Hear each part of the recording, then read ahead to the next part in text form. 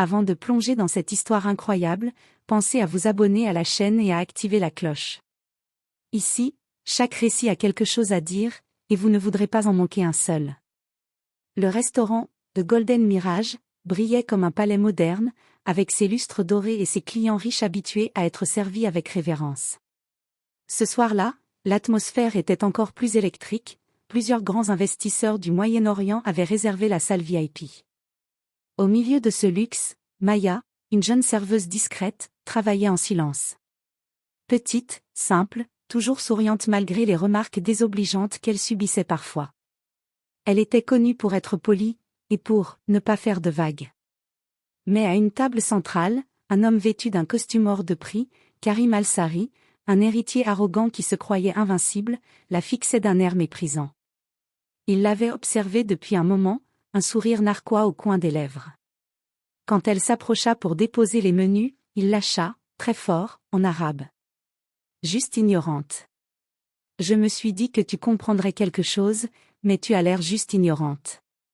Autour, les invités se figèrent. Certains étouffèrent un rire, convaincus qu'elle n'avait rien compris. D'autres détournèrent le regard, gênés de la scène qui s'annonçait. Maya resta immobile une seconde. Son cœur accéléra, mais son regard se releva, calme, assuré. Et c'est là que tout changea. D'une voix posée, fluide, parfaite, elle répondit en arabe littéraire. Si l'ignorance se mesurait en argent, tu serais l'homme le plus riche de cette pièce. Silence. Glacé. Total. Les investisseurs ouvrirent grand les yeux. 2 d'entre eux se levèrent même lentement, stupéfaits. Quant à Karim, il devint livide, incapable de prononcer un mot. Car Maya venait de lui répondre, dans un arabe plus raffiné que le sien, avec une aisance qui révélait une vérité qu'il ignorait totalement. Et ce n'était que le début. Après le silence glacial qui suivit la réplique parfaite de Maya, le restaurant tout entier semblait retenir son souffle. Karim, l'héritier en costume sur mesure, tenta de reprendre contenance. Ses doigts tremblaient légèrement, et la façade arrogante qu'il affichait depuis le début vacillait. Pourtant, Maya ne cherchait ni à humilier, ni à attirer l'attention. Elle s'inclina légèrement comme si rien ne s'était passé, puis demanda calmement. « Souhaitez-vous commencer par une entrée, monsieur ?» 2 des investisseurs arabes échangèrent un regard. L'un d'eux, un homme aux cheveux poivre et celle nommée Cheikh Idriss, fronça les sourcils, intrigué par l'assurance et l'accent irréprochable de la serveuse. Karim, lui, tenta de se redresser, feignant l'indifférence. « Apportez ce que vous voulez. » Mais sa voix manquait de conviction. Maya hocha simplement la tête avant de s'éloigner. Pendant qu'elle marchait vers la cuisine, les conversations chuchotées explosèrent autour d'elle. « Tu as entendu ? Elle parle arabe couramment. Elle vient d'humilier Al-Sari devant tout le monde. » C'était de l'arabe classique, presque royal. Dans la cuisine, ses collègues l'accueillirent avec des regards étonnés. « Maya, c'était quoi ça ?» demanda Jenna, la pâtissière, ébahie. Maya déposa son plateau et essuya calmement ses mains. Ce n'était rien. Mais ce n'était pas rien. Sous son uniforme simple de serveuse, elle portait un passé chargé, une histoire qui ne se devinait pas au premier regard. Car Maya n'était pas seulement une employée discrète. Elle était la fille d'un ancien professeur d'université spécialisé dans les langues sémitiques. Elle avait grandi entre les livres, les manuscrits anciens, les conversations polyglottes et les soirées où son père lui récitait des poèmes arabes millénaires. Mais la chute de leur vie paisible avait tout balayé lorsque son père était tombé gravement malade, laissant Maya seule pour subvenir à leurs besoins. Le restaurant n'était qu'un moyen de survivre, en attendant mieux. En revenant vers la salle, elle ne vit pas les regards émerveillés, respectueux, ni celui de Karim, encore incapable de digérer la leçon qu'elle venait de lui donner. Ce qu'elle ne savait pas, c'est que sa vie allait basculer ce soir-là. Parce que Cheikh Idriss, impressionné, avait déjà demandé à son assistant. « Renseigne-toi sur elle. Une femme qui parle ainsi l'arabe n'est pas une serveuse ordinaire. » Et ce qui allait suivre dépasserait tout ce que Maya avait imaginé. Lorsque Maya revint dans la salle principale avec les entrées, l'atmosphère avait changé. Les clients la suivaient du regard comme si elle cachait un secret royal. Elle gardait pourtant la tête baissée, le pas calme, son plateau parfaitement équilibré. À la table VIP, Karim fixait son verre sans vraiment le voir. Son masque d'arrogance était fissuré. Chaque fois que Maya s'approchait, il se raidissait comme si sa simple présence lui rappelait sa propre humiliation. Mais les investisseurs, eux, brûlaient d'intérêt. Quand elle déposa les entrées, Cheikh Idriss prit la parole avec une courtoisie royale. « Mademoiselle, pourriez-vous vous approcher un instant ?» Maya sentit plusieurs serveurs se raidir derrière elle. Être appelée par un VIP, ce n'était jamais bon signe. Souvent, cela signifiait une plainte. Parfois même une dénonciation. Elle inspira doucement et fit un pas vers la table. « Bien sûr, monsieur. Un problème avec votre commande ?» Idriss esquissa un sourire. « Pas du tout. Au contraire. Nous sommes fascinés. Votre maîtrise de l'arabe classique est remarquable. Qui vous l'a appris ?» Maya resta immobile, surprise. Ce n'était pas une remontrance, c'était de la curiosité sincère. « Mon père, répondit-elle. Il était professeur de linguistique. Était, demanda un autre investisseur, la voix douce. Elle marqua un bref silence avant de répondre. Il est malade. Très malade. Je travaille ici pour l'aider.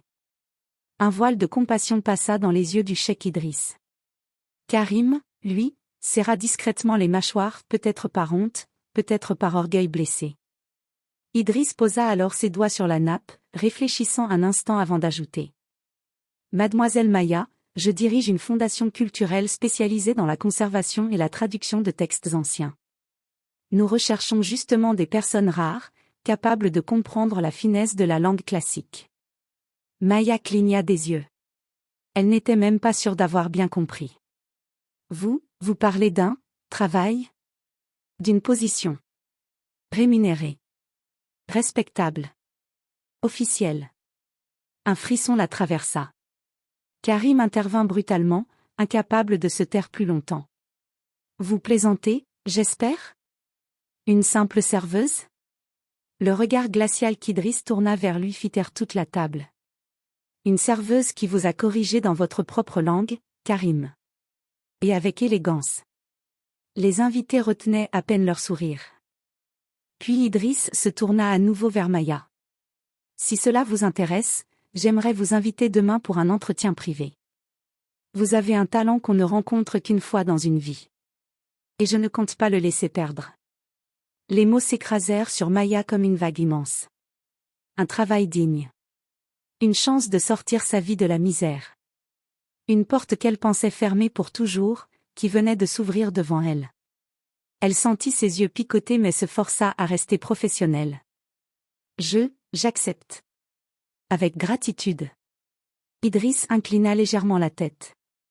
Dans ce cas, nous nous reverrons demain. Karim resta pétrifié, incapable d'intervenir. Et pendant que Maya s'éloignait, une seule question brûlait dans son esprit. Pourquoi le destin avait-il choisi ce soir pour tout bouleverser? Le lendemain matin, Maya se réveilla plus tôt que d'habitude. La nuit avait été courte, agitée de pensées et de questions.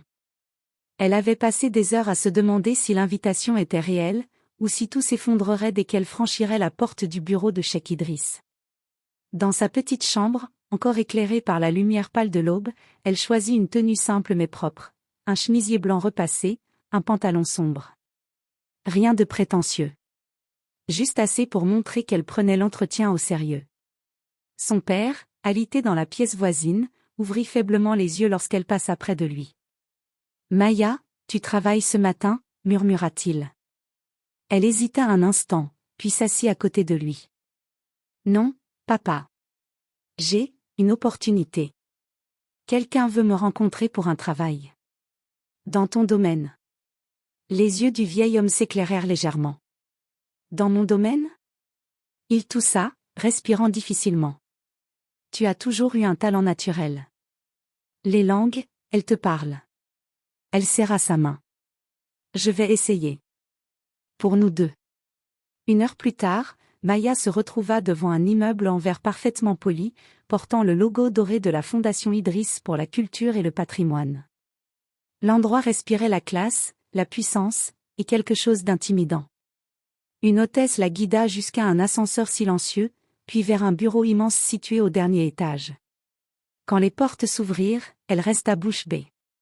Des étagères remplies de manuscrits anciens, des vitrines contenant des parchemins, des fragments de tablettes, des documents arabes, persans, araméens. C'était un temple du savoir. Cheikh Idriss se tenait près d'une baille vitrée, observant la ville. Il se tourna vers elle, souriant doucement. « Bienvenue, Maya. Je suis heureux que vous soyez venue. » Il l'invita à s'asseoir, puis posa sur la table un document jauni par le temps. « Avant d'aller plus loin, j'aimerais évaluer vos connaissances. Voyez ceci comme un test amical. » Maya sentit son cœur se serrer. Elle n'avait rien étudié professionnellement depuis des années. Mais elle acquiesça. Idriss déroula le parchemin. Les lignes écrites en arabe classique dansaient sous ses yeux, élégantes, anciennes. « Pouvez-vous lire ce passage ?» demanda-t-il. Elle inspira profondément et lut à voix haute, avec une prononciation précise, douce, presque musicale. Idriss hocha la tête, impressionné. Mais il ne s'arrêta pas là. Il posa ensuite un second parchemin. Celui-ci contenait un poème du Xe siècle, écrit dans un style extrêmement complexe. Maya cligna des yeux, puis se mit à traduire. Lentement d'abord, puis avec plus d'assurance. Elle expliqua même les nuances, les références historiques, les images poétiques cachées. Au fur et à mesure, Idriss observait non seulement ses compétences, mais sa passion. Puis il posa le dernier document. Un texte que Maya reconnut immédiatement. Un manuscrit rare que son père chérissait autrefois. Elle sentit sa gorge se nouer. Où avez-vous eu ce texte ? Idriss croisa les mains. Il appartenait à l'un de vos anciens professeurs. C'est grâce à lui que j'ai entendu parler de votre père. Et de sa fille prodige. Maya resta figée. Vous saviez qui j'étais ? Pas exactement. Mais hier soir, en vous entendant parler, j'ai une intuition. Aujourd'hui, je suis sûre d'une chose, vous avez un don. Et ce don ne doit plus dormir dans un restaurant. Il marqua une pause avant d'ajouter. Maya, j'aimerais vous proposer un poste permanent au sein de ma fondation. Rémunération complète. Assurance médicale pour votre père. Et votre avenir, entre vos mains. Les mots la frappèrent comme un choc électrique. Un poste. Un vrai. Une chance d'échapper à la misère. Et de sauver son père. Mais avant qu'elle puisse répondre, la porte du bureau s'ouvrit brusquement. Karim entra. Son visage exprimait quelque chose entre la rage et la peur. « Cheikh Idriss. Nous devons parler. Immédiatement. C'est au sujet d'elle. » Il pointa Maya du doigt. Le destin venait de franchir la porte. Et tout était sur le point de basculer. Lorsque Karim entra dans le bureau, le silence se solidifia comme une plaque de verre prête à se briser. Maya sentit son souffle se couper. Pourquoi était-il là ? Comment avait-il retrouvé cet endroit ? Cheikh Idriss, lui, ne perdit rien de sa sérénité. Karim. Je suis en entretien. Cela peut attendre. Non, répliqua Karim, sa voix tremblant entre colère et panique. Vous devez savoir qui est cette fille avant de lui offrir quoi que ce soit. Maya baissa légèrement le regard, mais pas par faiblesse. Elle attendait. Elle avait déjà connu l'humiliation, mais pas la peur. Idriss croisa les bras. Très bien. Parlez. Je vous écoute. Karim se tourna vers Maya, sourire mauvais accroché aux lèvres. Cette fille, c'est une serveuse. Une personne sans diplôme, sans avenir, sans importance. Elle n'a rien à faire ici. Vous allez mettre votre fondation en danger à cause d'elle. Idriss le fixa, impassible. Terminé ? Vous ne voyez pas qui elle est. Elle a de la haine contre les gens comme nous. Elle m'a humilié hier. Non, coupa Idriss, calmement. Elle vous a répondu. Et elle l'a fait avec dignité. Ce n'est pas la même chose. Karim recula d'un pas, surpris. Mais Idriss ne s'arrêta pas là. Il contourna son bureau, se plaçant à 1 mètre de l'héritier. Karim, hier soir, vous avez insulté une jeune femme devant une salle pleine d'investisseurs. Vous avez parlé avec mépris, et dans une langue que vous maîtrisez à peine. Saviez-vous qu'elle parle mieux que vous l'arabe classique? Karim pâlit. Maya resta silencieuse. L'humiliation n'était pas ce qu'elle cherchait. Et savez-vous ce que j'ai découvert ce matin? Continua Idriss. Il leva un document imprimé. Votre père m'a envoyé un message. Il a été averti de votre comportement. Vous deviez représenter dignement votre famille hier soir. À la place, vous en avez fait un spectacle. Ce n'est pas ce que vous croyez, balbutia Karim. Si. Et votre père vous retire temporairement de toutes vos responsabilités dans la compagnie familiale. Le coup tomba comme un marteau. Karim chancela. Non, non, Cheikh, vous ne pouvez pas. Vous devez me soutenir. Je suis son héritier. Idriss soupira. Karim. Si je dois soutenir quelqu'un aujourd'hui, c'est elle. Il se tourna vers Maya. Une femme qui, malgré la vie difficile qu'elle mène, possède plus de discipline, de savoir et d'honneur que vous n'en avez montré depuis des années. Karim resta pétrifié. Il n'avait plus rien à dire. Plus rien à attaquer. Puis Idriss conclut, d'une voix plus ferme que jamais. Sortez. Et ne revenez pas avant d'avoir appris à respecter autrui. Karim voulut protester, puis abandonna. Il quitta le bureau sans même regarder Maya. Une fois la porte refermée, un silence doux envahit la pièce. Idriss s'approcha de Maya. Je suis désolé que vous ayez dû assister à cela. Mais vous deviez voir où se tenait la vérité. Il posa devant elle le contrat officiel de la fondation. Maya, j'aimerais que vous acceptiez ce poste. Pas par pitié. Pas par gentillesse. Mais parce que vous êtes exactement la personne que je cherche depuis des années. Les yeux de Maya se remplirent malgré elle. Elle pensa à son père. À leurs nuits sans sommeil. Aux factures accumulées. À ce monde qu'il avait toujours regardé comme si elle ne valait rien.